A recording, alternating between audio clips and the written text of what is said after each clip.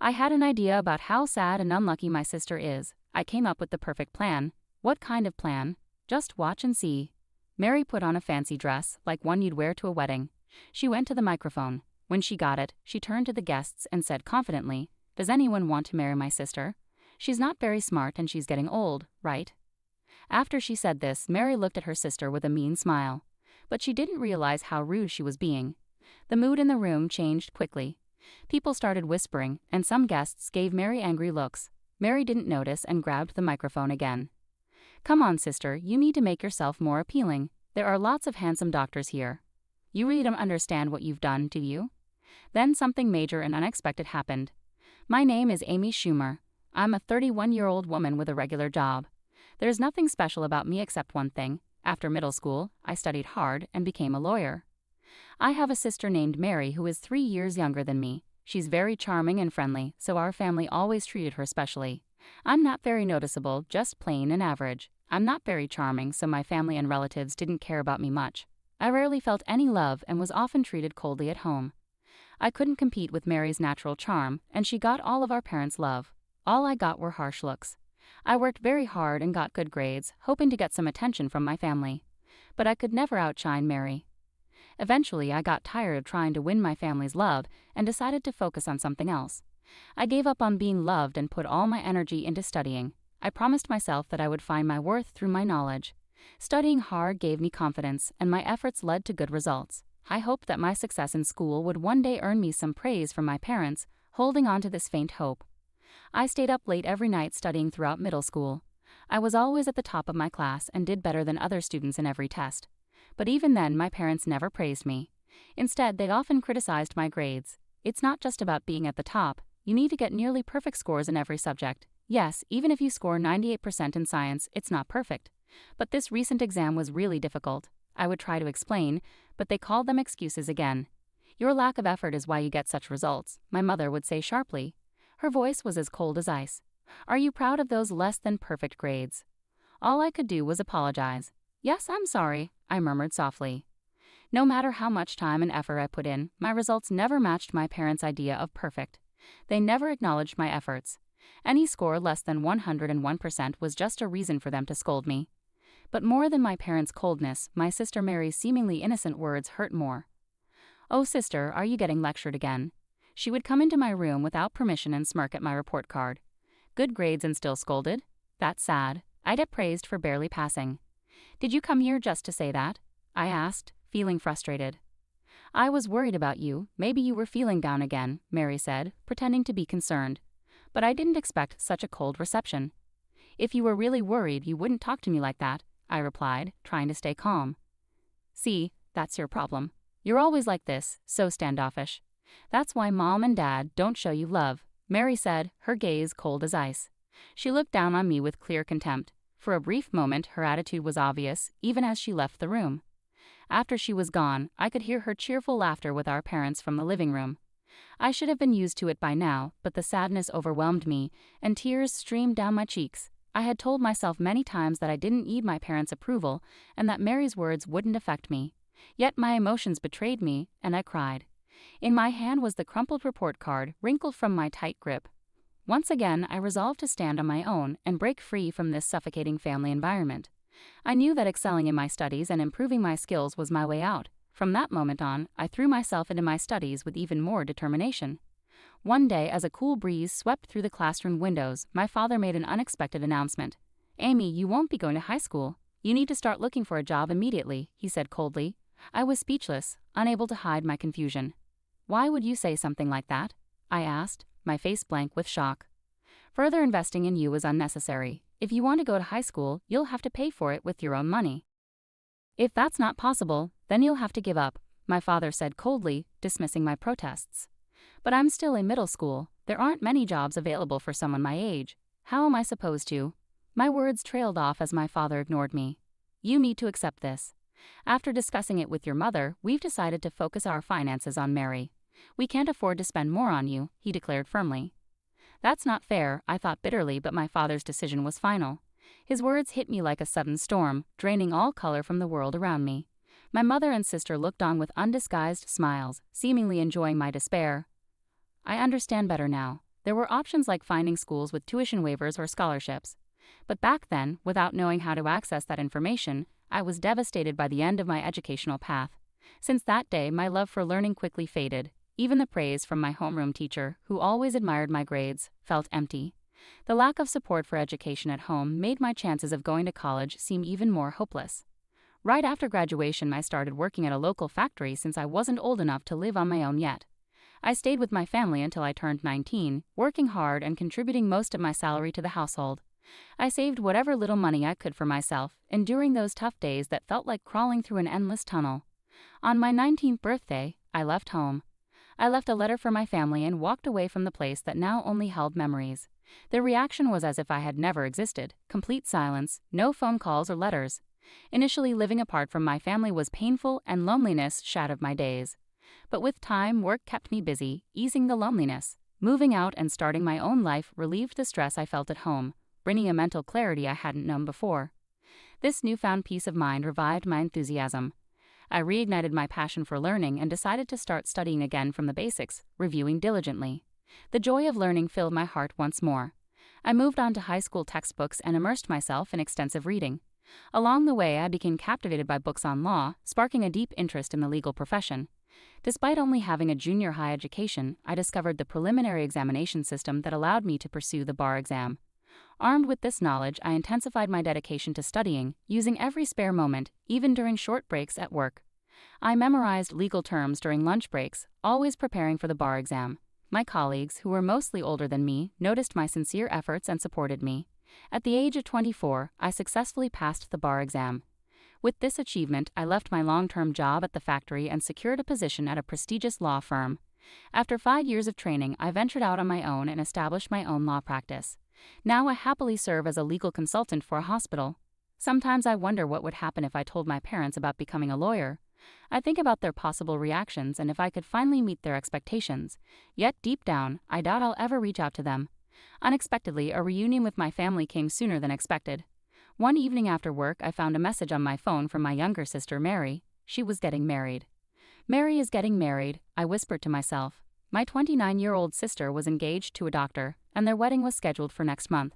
They wanted me to be there. Despite the long estrangement from Mary and my parents, I couldn't ignore such a significant event, so I replied that I would attend.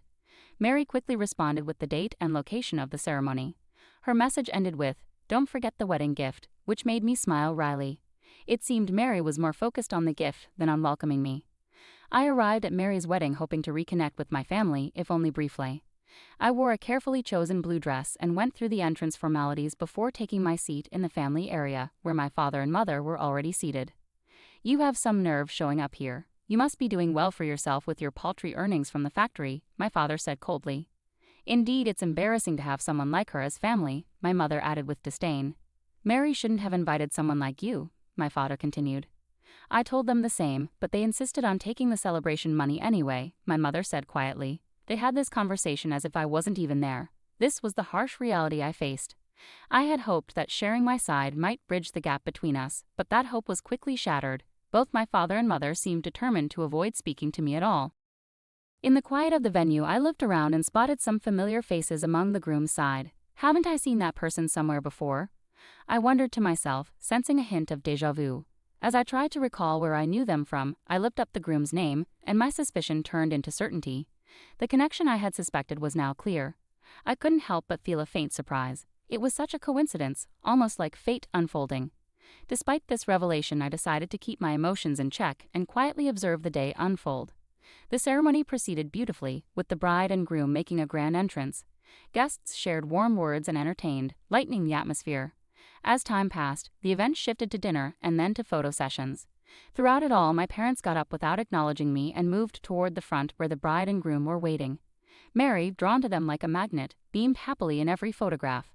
Trying not to let the sight affect me, I quietly focused on the meal in front of me. Out of nowhere, my sister Mary came up to me. She approached with a smile, but her eyes held more than just happiness to see me after so many years. "Hey big sis, it's been ages, hasn't it? Are you glad we're spending time together like this?" she asked. I nodded quietly and replied, "Yes, the food at the party is really good." Mary smiled sarcastically, saying, "You don't get fancy food like this at the factory where you work, do you? You should appreciate being here." Her words stung deep inside, but I didn't let it show on my face. Mary's tone grew sharper, almost mocking. "Ah, did I hurt your feelings? I'm sorry, but isn't it natural for you to feel a bit jealous? After all, your little sister marrying a doctor and all," Mary said casually, as if the apology meant nothing. I kept my expression unchanged and quietly waited to see what she would do next. Then Mary whispered in my ear, "Big sis, because I pity you, I've come up with a great idea." Trying to remain calm, I asked suspiciously, "What idea?" Mary, looking pleased with herself, replied, "Just wait and see." In her beautiful wedding gown, Mary captured everyone's attention. She grabbed a microphone from a staff member and suddenly announced to the guests, "Ladies and gentlemen, some of you may not know my sister is here. She might not have the highest education or be the youngest, but if anyone is kind enough, could you please mentor her?" I felt my face flush with embarrassment. "What are you doing, Mary?" I exclaimed. Mary continued even louder, "Even though she doesn't make much money and lives a simple life, is there someone here who can help improve my sister's future?" All eyes were on me as Mary enjoyed my discomfort with a smug smile. Then, unexpectedly, our usually gentle parents joined in. "Please be kind to her," they added.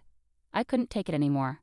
Anger boiled inside me. To be mocked like this at a joyful event, how far would they go? It was unbelievable, but now they would face the consequences. As the mood in the room shifted and whispers spread, Mary, oblivious to being the center of attention, cheerfully called out, "Amy, look, there are so many doctors here. This could be your chance." I remained silent, but my resolute stare spoke volumes. "Your games end here," I said firmly. Confused, Mary replied, "Huh." I responded calmly, "You'll soon realize the gravity of what you've done." Just as Mary began to offer an excuse, the groom suddenly spoke up, "Please wait. Why is everyone getting up from their seats?" The room fell silent as everyone turned to look at the groom. His co-workers from the hospital were standing up, starting to leave. Despite his efforts to stop them, a dignified man who seemed to be the hospital director approached him with resolve. The recent comments made by the bride were so offensive that I'm shocked. "I apologize, but we can't stay here any longer. We're leaving," the hospital director stated firmly. The groom rushed to intervene, taking responsibility for Mary's words and actions. "Please wait. I acknowledge her words were out of line. I'll speak with her directly and make sure she understands." However, the hospital director underscored the seriousness of the situation and revealed something the groom wasn't aware of. "It's not just that. Do you not know who her sister is?" Confused, the groom admitted, "No, I only met her sister today. I heard she worked in a factory after middle school." Clearly irritated, the hospital director responded, "That's absurd. Her sister is a respected lawyer and serves as our hospital's legal advisor." The groom was taken aback by this revelation. He had no idea I held such a significant role. Mary and my parents were stunned as well. Unbeknownst to them, I was the legal advisor at the hospital where Mary's fiancé worked. Having seen him at hospital events before, the guests might have recognized me too. Mary's inappropriate remarks had exacerbated the situation, leaving the hospital director deeply offended. Although the groom had no personal connection to me, the hospital staff highly valued their legal advisor. The groom's face flushed red as he approached Mary, his voice rising. "What is going on? Your thoughtless words have damaged my reputation." Mary stuttered, trying to defend herself like a confused child. "I didn't mean it like that. I honestly didn't know my sister had such an important job." Furious, the groom continued to admonish Mary. "Not knowing is no excuse. How could you speak so disrespectfully about your own sister? Your behavior is unacceptable. You've lost sight of what really matters." Mary, desperate to explain herself, pleaded, "Wait, please listen. There's a reason for all of this." But the groom, not willing to hear any more excuses, declared firmly, "The engagement is over. I don't want to hear your explanations. This is where our relationship ends." Shocked by his words, Mary collapsed where she stood, her face drained of color. In a burst of anger, the groom stormed out of the wedding hall, followed by the other guests. Just as I was about to leave, I heard my sister's desperate cry behind me. "Please, Amy, help me." Ignoring her plea, I turned back and faced her sternly. "Help you? Why should I? You brought this upon yourself with your own actions. Making fun of others and then trying to play the victim is disgraceful." Mary, clearly confused and anxious, pleaded, "Why are you being so harsh? If I had known you were successful as a lawyer." With a calm yet resolute demeanor, I replied, "Why should I have informed someone who never bothered to reach out to me about my career? Actually, I had already decided to sever ties after this wedding. Now, seeing how things turned out for you, I feel a sense of closure. You must be disappointed that your engagement to a doctor fell through. I suggest you work hard to find your next prospect." With those words, I left the venue gracefully. In the distance, I could hear the murmurs of disapproval from my parents and other guests. Everything unfolded as I had anticipated, and Mary's marriage was called off. My parents, who had pinned their hopes on Mary marrying a doctor for security, expressed their anger toward her for the first time. Overwhelmed by their disappointment, Mary sought solace with a broken heart, but I turned a deaf ear to her pleas. I ignored her calls and cut off all ties with the family. I later learned that Mary had quit her job and was now unemployed, estranged from our parents, and leading a reclusive life at home. As for me, I am content with both my professional and personal life, living peacefully without major issues. Although my relationship with my family has been strained, I am fortunate to have strong support from colleagues and friends in both my work and daily life. This positive environment is the result of years of hard work and dedication. While I faced challenges along the way, overcoming them has shaped who I am today. Reflecting on my past struggles, I now appreciate their significance. My goal is to continue living a fulfilling life at my own pace, setting achievable goals and keeping stress levels manageable.